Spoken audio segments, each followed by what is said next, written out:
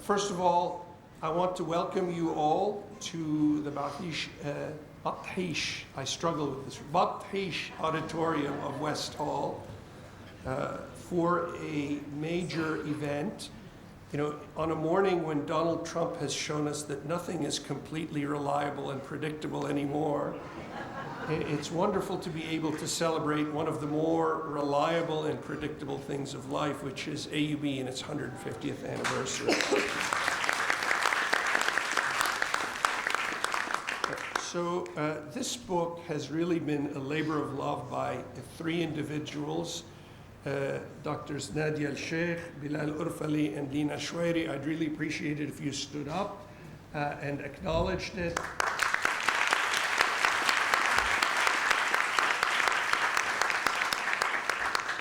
With contributions here, there, and everywhere by many outstanding individuals, but really extraordinary contributions here, there, and everywhere, including writing a chapter by Dr. Kaukab Ashbaru, who's our matchless associate librarian for archives and special collections.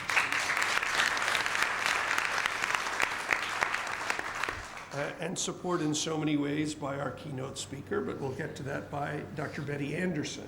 So today marks the launch of the book.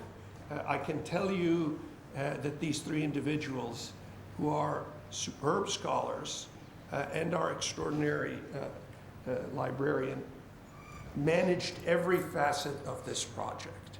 This is not a coffee table book. This really is a timeless ode to AUB's history, its impact, and its enduring legacy. As we turn 150 years old, this book really helps show the roadmap to the future, and it makes us feel 150 years young. And the reason for that is this is not a narrative of day one to year 150, but what it really is, highlights of some of the most impactful ways that AUB has transformed this country, the region, the world, and most importantly, its students, faculty, and staff over the last 150 years. So many of the people who've written chapters are here. The chapters vary from AUB's agrarian influence to its intellectual influence to its influence in changing its society. And really, every chapter is a prize and is a labor of love. So I don't want to take more time.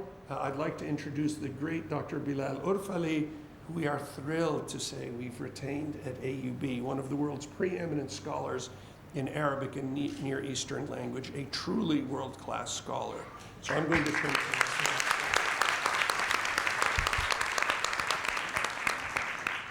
Thank you, everyone, and thank you, President Khuri, for this very, very generous introduction. So 150 is a commemorative volume in which we, Nadia, Lina, and I, the editors and the partners in crime, pay tribute to our institution, AUB, an iconic model of higher education in the Middle East region. All three of us are AUB alumni and current members of the faculty.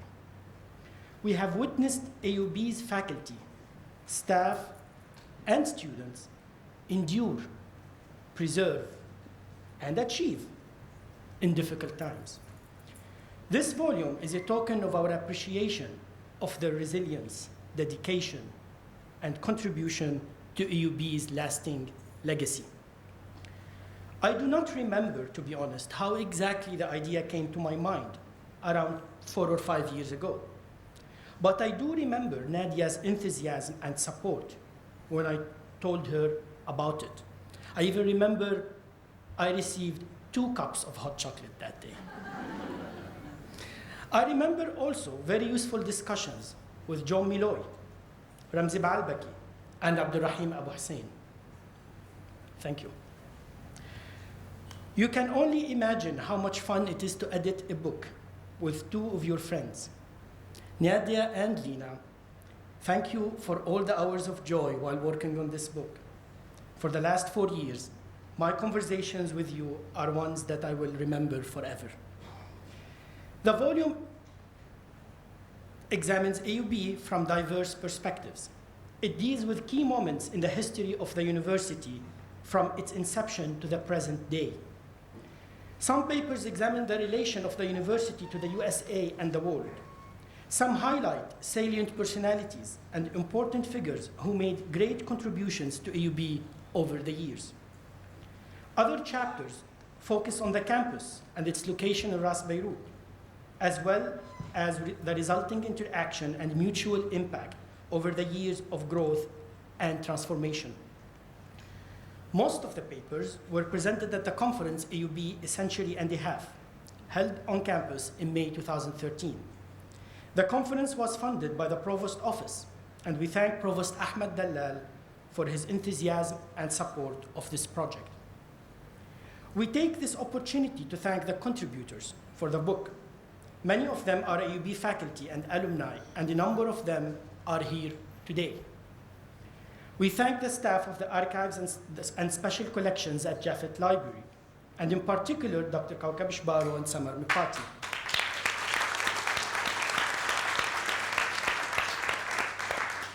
Special thanks also to Betty Anderson for her expert advice on all matters related to this publication. We thank the Office of Communications for supporting the production of this volume. And last but not least, the AUB Press, and especially Claire Leder for her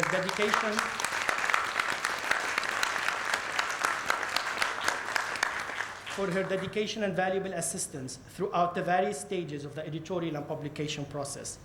Claire, I cannot wait to work with you again, and I promise this will be soon. You might not like this, but. It goes without saying that this book is by no means comprehensive. As editors, we tried to identify areas of importance and commissioned articles and photographic essays that cover some of the gaps that remained. Hence the articles about women at AUB or about the AUB campus and its space. Despite this, significant gaps remain in the coverage of themes and topics. This is mainly due to the dearth of scholarship in those areas or due to the particular choices made by our contributors. We hope that future research will fill these lacunae. However, the articles of this volume do tell fascinating stories. We as editors have learned a lot about AUB from this book. We were all students at AUB and are now faculty members. Yet the book did give us something that we didn't have before. We hope the AUB community and the alumni will feel the same. When our predecessors established the Syrian Protestant College, they had barely a glimmer of what the college might become. Like our predecessors, we cannot see into the distant future. But at such moment of commemoration, we serve ourselves well by summing up where we are and where we are going. The papers of the 150 volume demonstrate how our predecessors strove to educate good citizens and leaders, to preserve free inquiry and free expression, to generate new knowledge that spreads prosperity, to encourage realization of the human potential latent within our cities and ourselves, and to reach out to the world to provide a foundation for mutual understanding and peace. Through the fortunate confluence of past history and present resolve, we at AUB stand among the very best. When our successors gather here 150 years from now, may they look with favor on all that we have accomplished. The road is long, the bar is high, and the deeds are great. But I will borrow from my field of study two famous lines of Al-Mutanabbi, with which I will conclude. Firm resolutions happen in proportion to the resolute, and noble deeds come in proportion to the noble. Small deeds are great in small men's eyes. Great deeds in great men's eyes are small. على قدر أهل العزم على قدر أهل العزم تأتي العزائم وتأتي على قدر الكرام المكارم وتعظم وتعظم في عين الصغير صغارها وتصغر في عين العظيم العظائم. Thank you so much.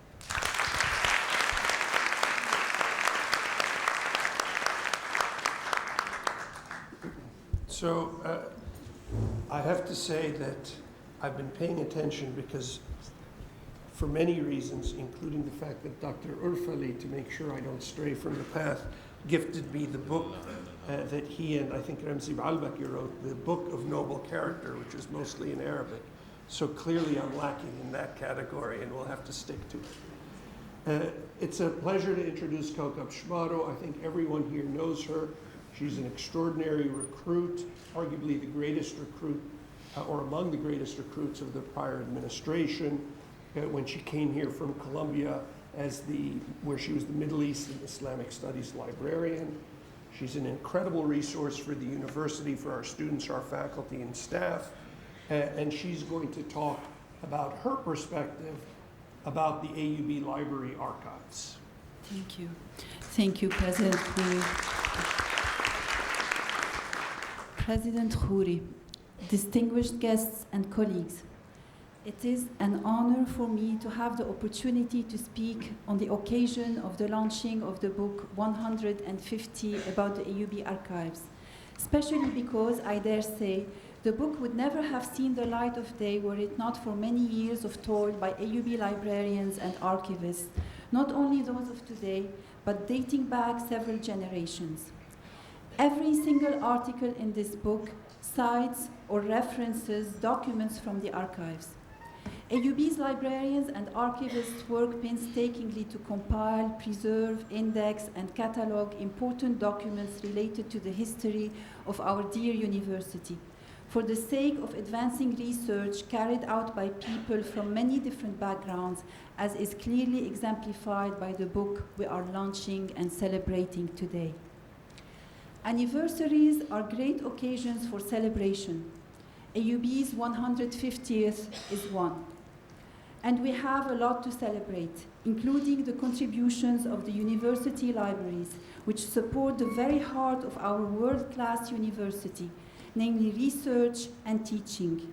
And our archives and special collections encompass rare books, manuscripts, special collections, photos, magazines, institutional and personal archives that are an unsurpassed treasure trove in this respect. We are doing well, and we are proud of it. But anniversaries are also occasions for stock-taking, for planning, and for looking to the future. Another important role of the archives is to assist with such aims. Indeed, I would suggest that archival activity is an essential element in their successful achievement.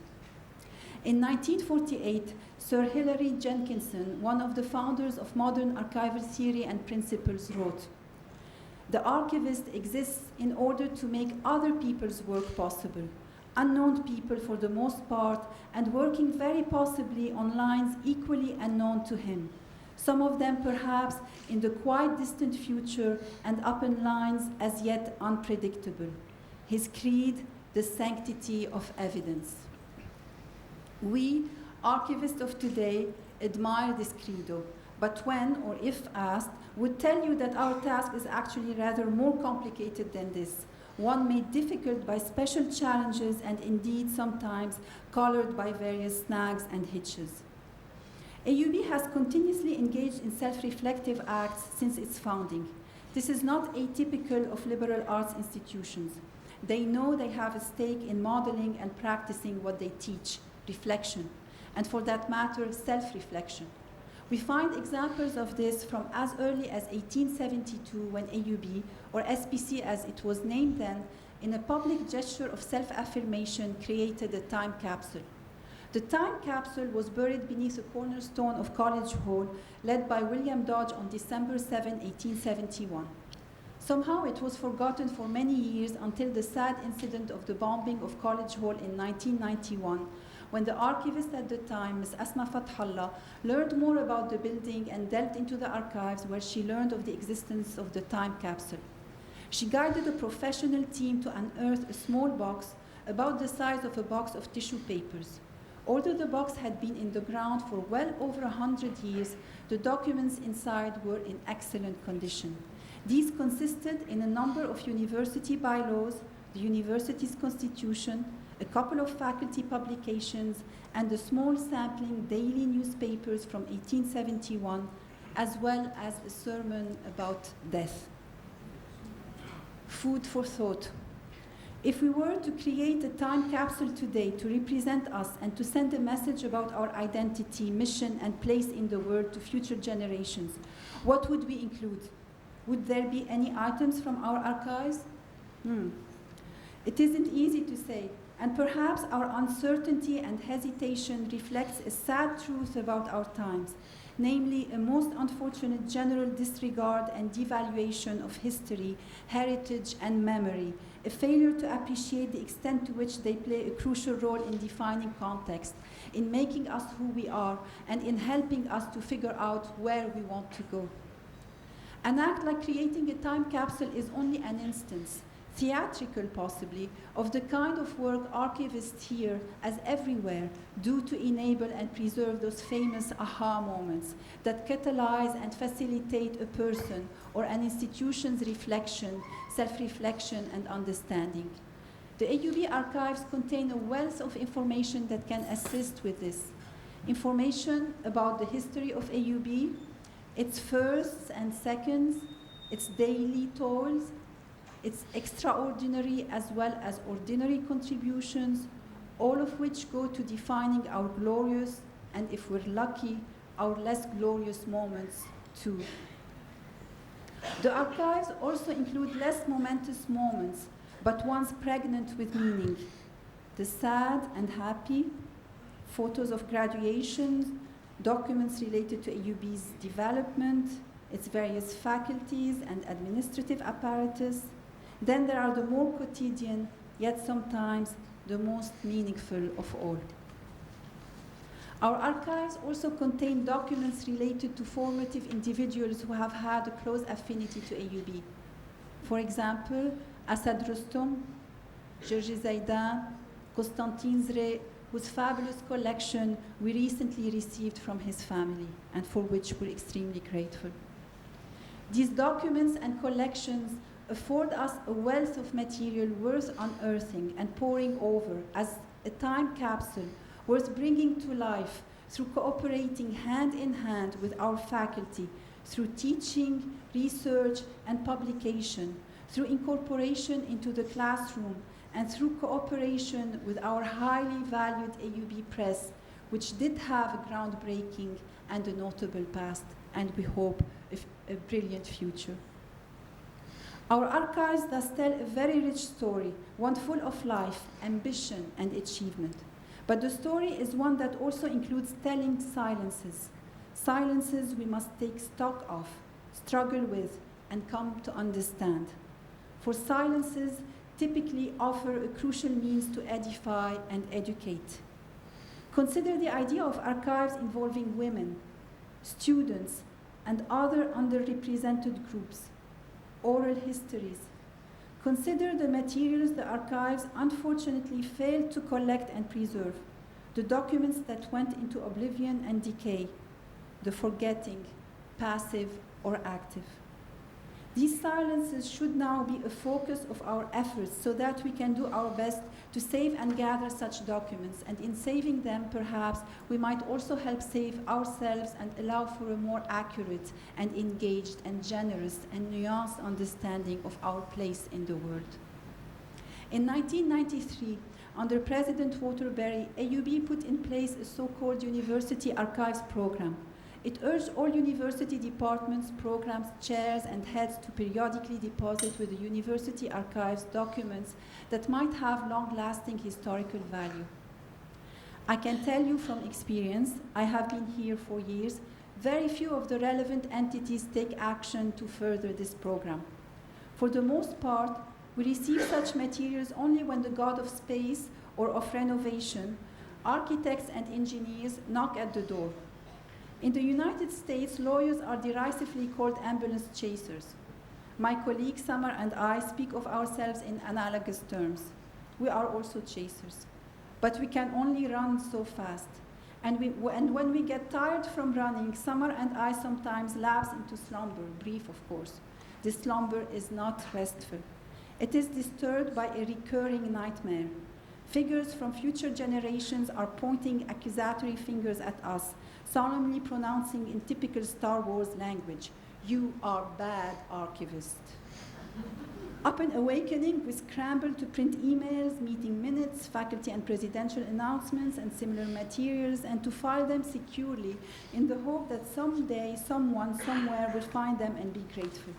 And then we ask ourselves, how many emails, how many important documents did we miss today? A revival of the university archival program and digital preservation should go hand in hand and in earnest for the good of this institution.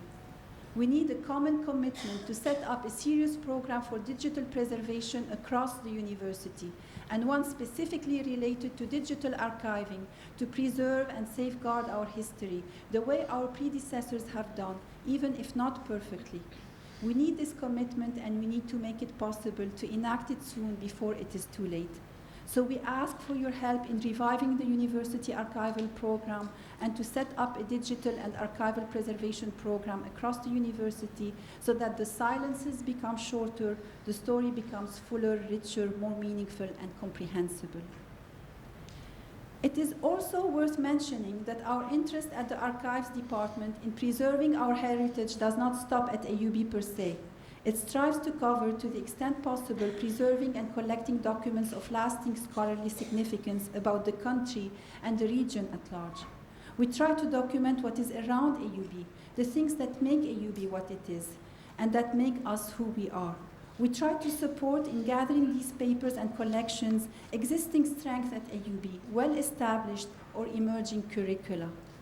In order to achieve this aim, we need to look inside our cabinets, basements, and drawers. We need to continue to reach out to various entities to collect, preserve, and avail what has lasting historical significance for us as an institution, as a rooted community who is part of this country, of this region, and of this communal history. In fact, we have already made a good start with collecting significant documents, photos, posters, and papers that go beyond any exclusive interest in AUB. And I would like to quickly mention a couple of notable examples of the kind of collections we have or did secure recently.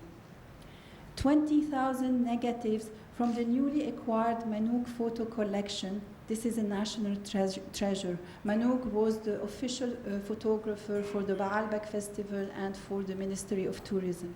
So 20,000 negatives from Manouk to complement our already existing 50,000 photos. A collection on Arab cinema, which includes posters, lobby cards, press books, and magazines. The archival papers of Anthony Shadid. Many comics titles gathered under the Sawaf Comics Initiative. The collection of Nasri Khattar, typographer and architect, and the owner of the patent for the first IBM Arabic typewriter. The collection of Isa Skandar al-Ma'louf. This is another national, or I dare say, regional treasure. Isa Skandar al-Ma'louf is perhaps the last or one of the last Arab chroniclers, Arab historians, and the collection contains many unpublished manuscripts and documents on genealogy describing the region. The collection of Muhammad Yusuf Najm, an authority on cinema and theater, and of course on Al-Mutanabbi. This is some of what we've done so far, and you can help us do more. We need every single one of you to be our eyes and ears, to help us connect with, collect, and salvage collections of long-lasting historical interest. We need the administration's support to help us make this possible. We are here for the long durée. In addition to our collecting activities, we also try broadly to support the preservation of our heritage in other ways. We are starting to set up a real conservation restoration lab. We organize workshops to train our staff and others in conservation and preservation, in cleaning and book and document repair. We try to team up with external and internal constituencies and develop worthwhile projects that can save us from our own failure to remember, to look and learn, such as the Palestinian Oral History Project featured here. These projects, we hope, can remind us that we as AUB are part of this country, this region, and of this time and age. I have a dream.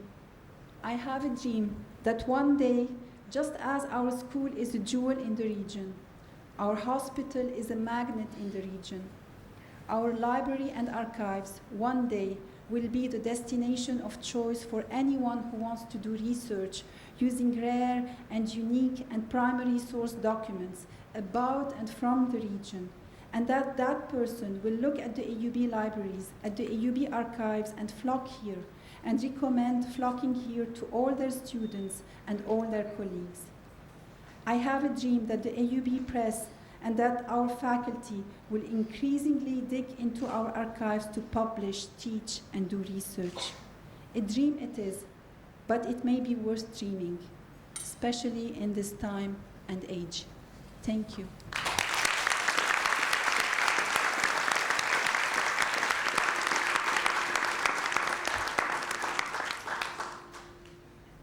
Thank you, Kaukab. So last but far from least, Betty Anderson is well known as the author of the American University of Beirut, Arab Nationalism and Liberal Education, among several books.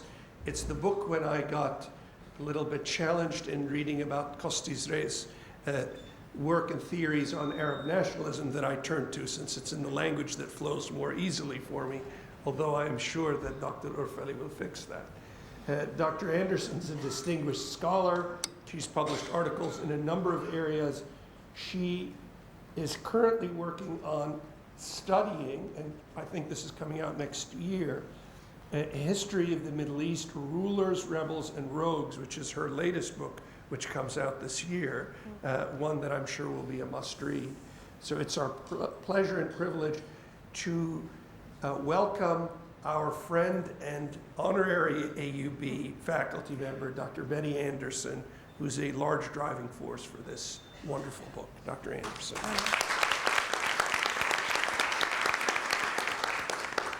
Thank you very much, and thank you for inviting me, and thank you for letting me participate in this wonderful book. I had the pleasure of reading it from beginning to end over the last 2 days, so I'm the most recent reader of the book. I had read it, of course, when it was going through different permutations, but to see the whole thing come together and really flow and really tell some really fascinating stories about AUB was wonderful. In the last 6 months or so, as the 150th anniversary was coming up, people asked me a lot what I thought about 150 years at AUB. And as I said here in January, standing on this same stage at the Qassar conference, that for me, when I think about the 150 years, I think about time, that the school has been here for 150 years, but that the people like you who have come through these doors, come through the main gate, have interacted with AUB in very different ways, that you have had different experiences, that it is 150 years old. Someone like a Konstantin Zurek spent something like 75 years here. Many, many thousands of people spent 4 years here. And spending 4 years right now, 4 years in the 1960s, 4 years in the 1880s, these would be very different experiences, that AUB has changed over the years. It has not been static. It has kept some core values and core mission goals, but in fact, it is a different place for the people who come through the main gate. What I thought I would do actually is start with my own story of AUB. I'm a relative newcomer to AUB compared to probably most of you in the room. I came to AUB the very first time, a Sunday afternoon in late June 2000, walked around campus. It was almost nobody was on campus. I've never seen campus that empty since then. I don't know what was happening that day that so many people were away, but it was this very quiet place, beautiful place. I went from there and I walked through Hamra and I went back to my hotel, the Carlton Hotel, and jumped in the pool because it was late June and I was very hot. And in that pool thought, oh, I'm coming back, because I had gotten the bug of Beirut and AUB. And so then my first thought was, I'm coming back to Beirut. And my second thought was, AUB is going to get me back here because I want to write a history of AUB. And at the time, knew very little about AUB. I had to get up to steam before I could come back here. And in 2004, I started coming back summer after summer, December after December, to write this book that came out in 2011. So my AUB in those early years was physically quite narrow because I spent hours of every day sitting in special collections. And the wonderful librarians in special collections brought me document after document for me to look at. But my mind was so many other places because I got to go back the almost 150 years at that point to see all the very different histories and stories that could be told about AUB. And mine that I put together is only one version of that. What I want to focus are two things today is to look at what I think one of the core values and core reasons for AUB's success and its longevity is the liberal education program. And then to also delve into the book. I'm going to let the authors of the book speak, so I'm going to be their conduit. So many of you in the room, I'm about to give shout outs because you have chapters in the book to talk about what you are contributing, the histories and the stories about AUB.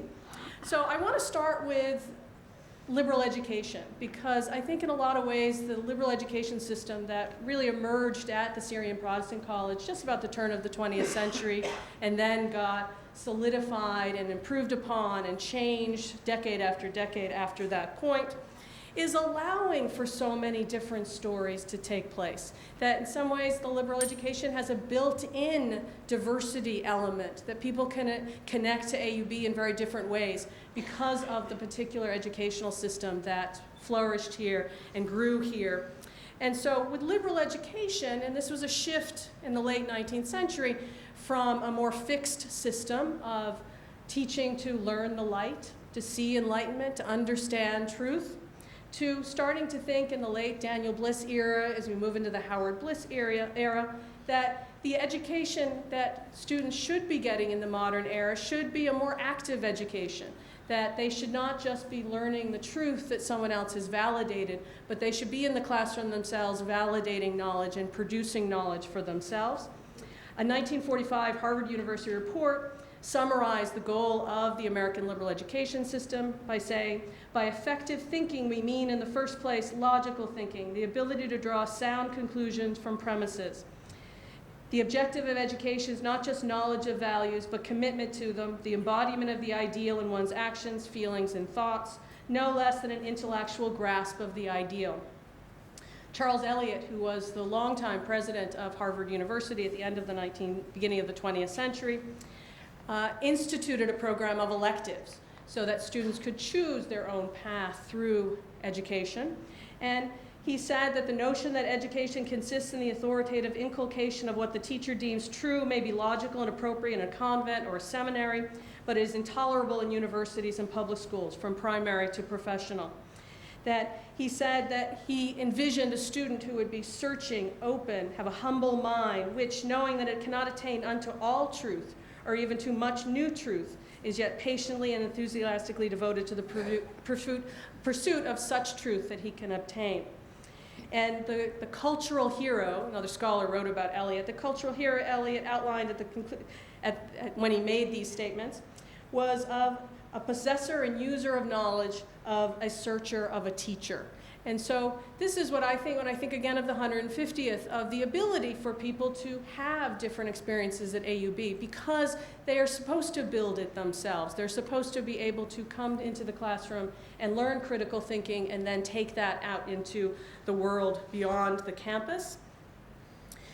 And this campus, as I said, has changed appreciably. To quote the former president, Peter Dorman, when he was inaugurated in 2009, AUB thrives today in much different form than our missionary founders would have envisioned, but nonetheless, after all this time, it remains dedicated to the same ideal of producing enlightened and visionary leaders. So now what I want to do is delve into the book and tell you the stories and the histories that the authors wanted to put forward as their experience with AUB. Many of them are in the room, many of them are graduates, many of them are faculty members. And so I want to start with the building of the campus itself and Maria Abu Nasser talking about the connections the architecture made between the buildings that were here and buildings back in New England, where so many of the founding fathers of the university had come from. She writes that the buildings and the campus that the Syrian Protestant College founders built was not an exact replica of any one New England college campus. The SPC, nonetheless, was a composite of these self-contained New England worlds. The SPC's founders at first employed an architecture of hard-edge monumentality and containment to emphasize the linearity of the massive college buildings on a scale disproportionate to their natural surroundings, recalling a spatial memory specific to New England. Fitted with the doorknobs and the double-pane sash windows of New England material culture, the SPC buildings were made of the sandstone quarried from the coast to the south of Ras Beirut.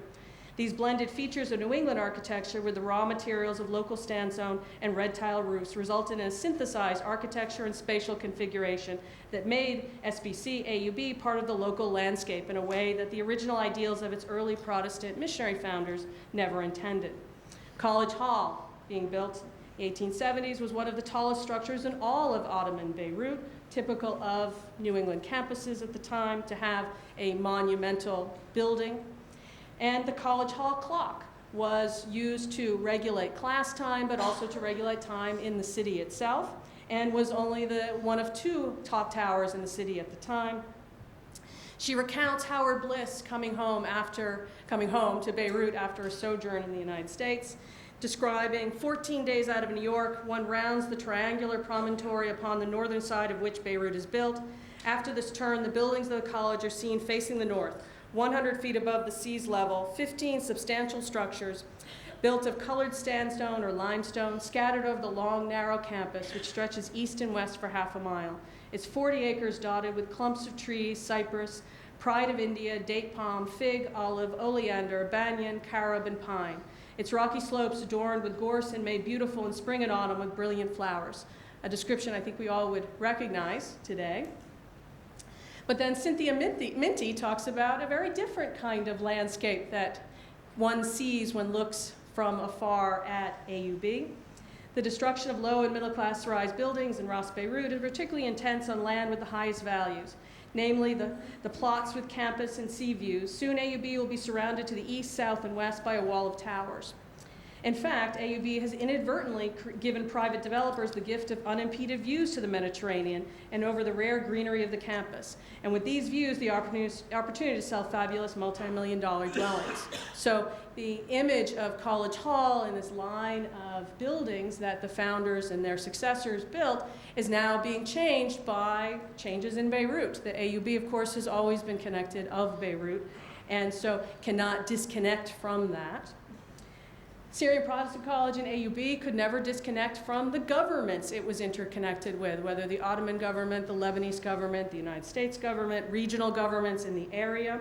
So Tyler Brand talks about how Syrian Protestant College interacted with the Ottoman government and the Beirut population during the course of World War I. So World War I, when a British blockade kept food from the city, famine ravaged through the mountain, and many people sought refuge in Beirut. And the faculty and administrators of Syrian Protestant College had already been heavily involved in aid to communities, had been involved with aid organizations prior to World War I, and without hesitation participated in World War I itself.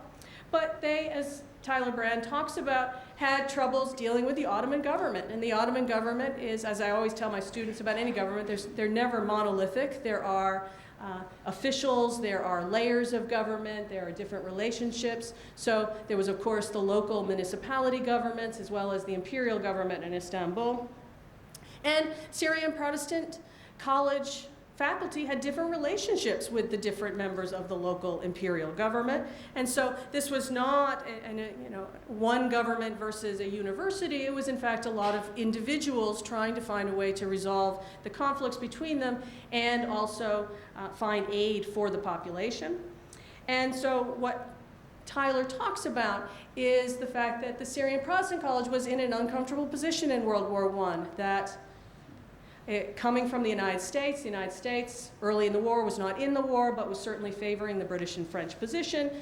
Ultimately, the Ottoman Empire and the US did not declare war against each other, but it was an uncomfortable relationship. So the college as a whole could not participate in aid to anyone in Beirut, but individuals from the Syrian Protestant College certainly could, and that's what they did. So it was a cautious relationship that Howard Bliss had with the aid programs. So individuals affiliate themselves with the American Red Cross and the YMCA to be able to provide aid as individuals, but not as members of the Syrian Protestant College.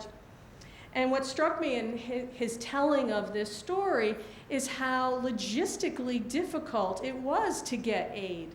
That because of the inflation of the Ottoman lira, the fact that many people who were producing the wheat that was so desperately needed here in Beirut wouldn't accept the paper currency, only gold currency, how to bring money into Beirut to be able to pay. And so this is another story of people at Syrian Protestant College had to figure out world currency issues as well as logistics of getting wheat from the mountains down here to Beirut. So to give you some idea of, I won't give you the whole, it's a long section, but give you a little bit of the difficulties that the Syrian Protestant College faculty encountered. Acquiring the grain needed by the relief work involved the following process. First, extensive scouting was conducted by agents of the SPC to locate potential sellers, determine a fair price. This was not always a guarantee that the purchase would stand, since in several instances a deal was struck only to have uncertainty in the market cut off the agreement. Once a deal was reached, the agent would then purchase the food at market price with the agreed currency and arrange transportation at immense cost. Upon arrival, they had to make sure that it had not gotten wet, that it was actually edible, that it could be produced, and could then be brought to a soup kitchen. And so here the Syrian Protestant College story here in World War I is college relationships with the Ottoman Empire, but also individuals having to acquire a skill base in order to bring the grain down to the soup kitchens in Beirut. Patrick McGreevy writes about conflicts with the US government, and there are a number of chapters in the book about the AUB relationships with the US government. And what he talks about is a particular case where an issue of Outlook in 1973 wrote about events that were taking place in Khartoum, that some US diplomats had been captured by Black September group. And the Outlook headline said, although the main aim of the operation was not achieved, still a lot has been accomplished. Operation Khartoum was the first direct confrontation between the Palestinian commandos and the USA. Patrick relates that in a cable to the Secretary of State, US Ambassador to Lebanon said that freedom of expression had been carried too far when AUB student organs responds with what is obviously meant as approval of assassination of American diplomats. And so Patrick analyzes this situation by saying, this remarkable incident reveals how the State Department prioritized academic freedom at AUB. A free forum was a good thing when it made the US seem to embody an attractive openness, but when it allowed fundamental criticism of US policies, it became an intolerable menace. Here was the paradox. AUB's value as a soft diplomacy asset depended upon its independence from coercion, yet here was the ambassador issuing direct orders to the university's leaders.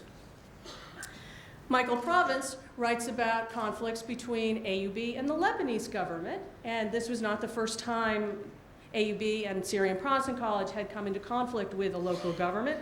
So for example, in the very beginning of the 20th century, the Ottoman government petitioned Syrian Protestant College to criticize the school for using a geography textbook that criticized the Sultan's government.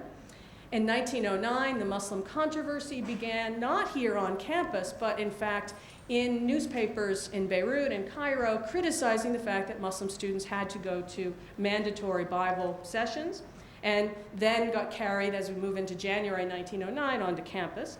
But Michael Provost talks about the issue of John Spagnolo and his removal, his deportation from Lebanon by the Lebanese government because of press criticisms of use of a passage from Thomas Aquinas in the civilization sequence classes. And here was a case where, and he goes into great detail about this, I'm only giving a brief overview, but here's a case where the college was put in the very tight position of having a large opposition movement against what was actually misinformation about what was taking place on campus, but the Lebanese government taking the lead and deporting him. We get a number of stories of student life, and I particularly liked a story that Nadia Cheikh put together for the a photo essay about women students on campus. The first women students to come were nursing students in 1905. And over the next years, Jane Van Sant became the principal for the nursing students. And she wrote in 1922 for Al-Kuliya a typical day in the life of a nursing student. At 6:30 each morning, the nurses begin to gather from the sleeping quarters in the various buildings for breakfast. If they come promptly, they will have 10 or 15 minutes to enjoy the air in the garden. When the clock on College Hall strikes 7, the nurses scatter to the various pavilions in their blue and white uniforms. For about 1 hour, the nurses work on patients. Then all who can be spared from the bedside gather for prayers for about 10 minutes.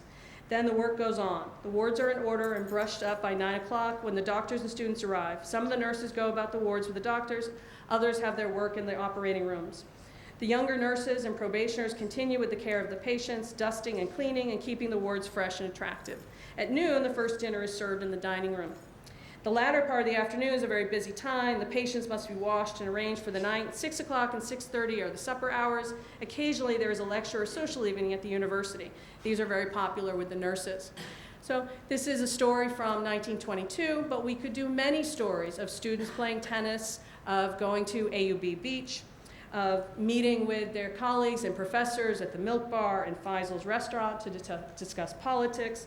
Michael Gordon writes about the history of the history department, and he interviewed Tarif Khalidi, who was an assistant professor at that time, who said that private conversations with students were endless, talking about the politics of the region and the world in the late 1960s into the 1970s.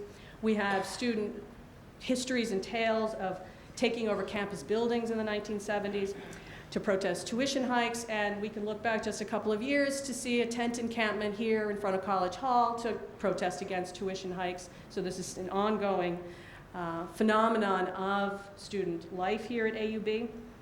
So Makram Rabah talks about these student politics and the professors who were mentors for them.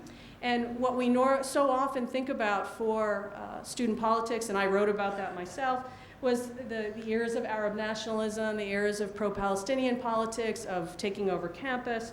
But Makram also, in addition to talking about those, talks about the fact that there were other kinds of political groups on campus, and he gives the example of Rabata, that had Kemal Saleem as a faculty advisor. And for them, this was an alternative to the Arab nationalist and pro-Palestinian politics that dominated most years on campus.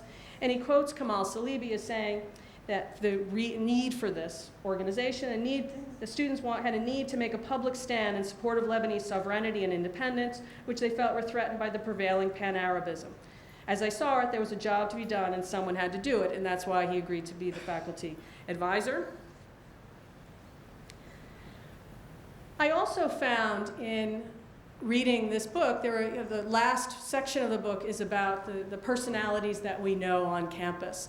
And I'm not going to regale their, what we usually hear about them, but what I thought was there are actually some interesting stories we don't normally hear about people like Konstantin Zarek and Kemal Saleem. And so what I want to do is just give a couple of those examples. So Tony Nafal talked about Bulis Khali, who was here for 43 years as a faculty member, as acting dean of the Faculty of Arts and Sciences. He continued until 1947, teaching here on campus. And what Tony writes is, through his assiduous work, his constancy, and his unwavering support for the university, his retirement was so dreaded in its time that Stephen Penrose, the president at the time, wrote, "To readers familiar with the university in its earlier years, it must appear that the pillars of the institution are crumbling." He was here for so long that it became incumbent upon him to actually write the obituaries of those who were dying before he was, of people like William Hall in 1927, Dawood Kurban in 1935, and of Harvey Porter. Mario Koza talks about Anis Freha, that he came to campus, he initially met President Dodge, and President Dodge saw how good he was at teaching Arabic, so he actually employed him at first to teach the faculty wives to be able to speak Arabic. And from there began his illustrious career in the Arabic department. And so he was happy to be able to teach even as a student because that defrayed his own tuition costs. So being able to teach Arabic became his passion, but it was also something that enabled him to get to the point where he could be a professor. Abdul Rahim Abu Hussein talks about Kemal Saleem, And he talks about the fact that Kemal Saleem was not, by most reports, a very good student in most years. He says, Kemal continued along a path of scholastic mediocrity through the years at the International College and most of the undergraduate years at AUB, which he blamed not on his lack of effort, but rather on his exuberant distractibility. Rather than setting into his assigned studies during his hours in the library, he would find himself leafing through books on botany, geology, zoology, and astronomy, devouring Shakespeare and Al-Mutanabi, and developing his vivid, expressive writing style, apparently for sheer amusement. His scholastic listlessness pushed him from focus to focus as he experimented with music, a hobby that led him to compose a number of musicals, some of which were actually played at West Hall. Samir Sekali talks about Konstantin Zurek, who says, again, preparatory section, when he was here before he attended the Syrian Protestant College, his poorest score when he graduated was in history, where he scored in only 85%, and then joined AUB in order to potentially major in either mathematical sciences or in engineering, but was led towards history by Philip Hitti and Asad Rustam. And then he himself, after getting his PhD, came back to AUB to teach, and Samir found great respect and popularity of his classes. So he said, the 1936 issue of Al-Kuliya included the following observation: Dr. Zurek's class have assumed such proportions that they could no longer be accommodated in 108 and have been moved to 114 lecture room. What is the secret?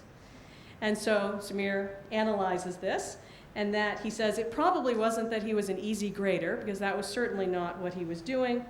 The secret at least partly lay in the fact that his courses were taught in the Arabic language for the duration of the decade, the 1930s, under consideration. In other words, he spoke to the students in their mother tongue, but while that might have facilitated matters for some students, it cannot fully explain why, of all teachers using Arabic in their classes, it was his courses that generated such a pull factor. More significant must have been the fact that he drew the students in by the vigor of his youth and enthusiasm, by his determination to disclose to them their own Arab past in a reasoned and dispassionate manner, underscoring its glories but not concealing its blemishes, transforming it from being a burden or an exercise in mystification into an incentive and a stimulant for action and change. So I bring up these different stories from the book to show you how good this book is, and thank you, the authors I have now quoted, and to say that I'm confident that you will find some of your histories and stories in the book. But I also think that you will also find something that your experience was completely unique, that you also brought to AUB your own experiences ahead of time and took away very different experiences than maybe the person sitting next to you. So thank you very much, and happy anniversary to AUB.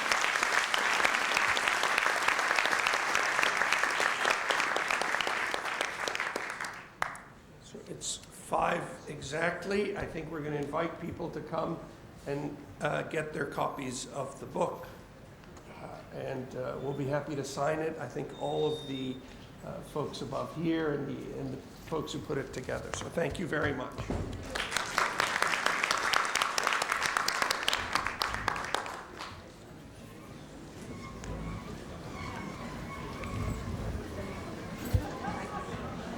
I might need to get another copy of your book about Arab nationalism, because I think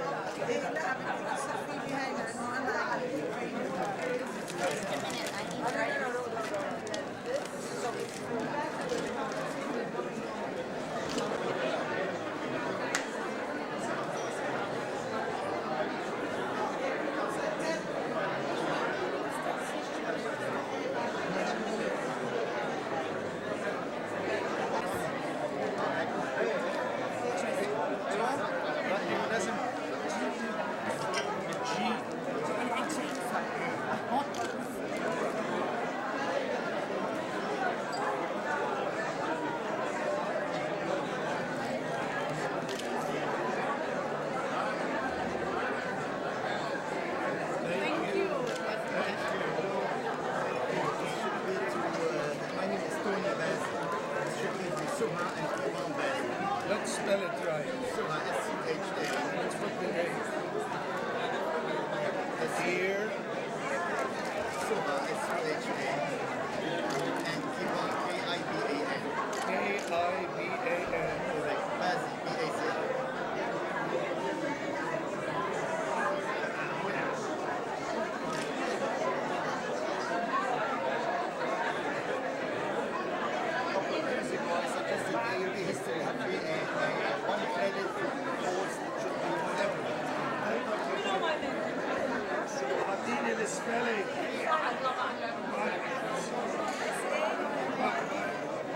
لأنه في IE.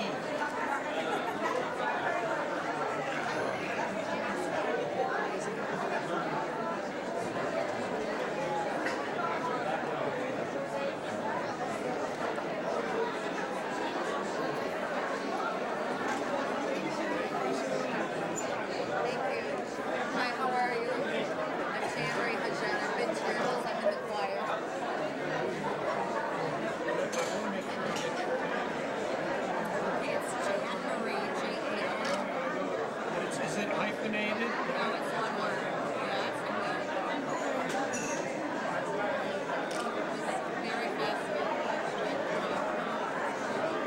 They gave great talks and they finished exactly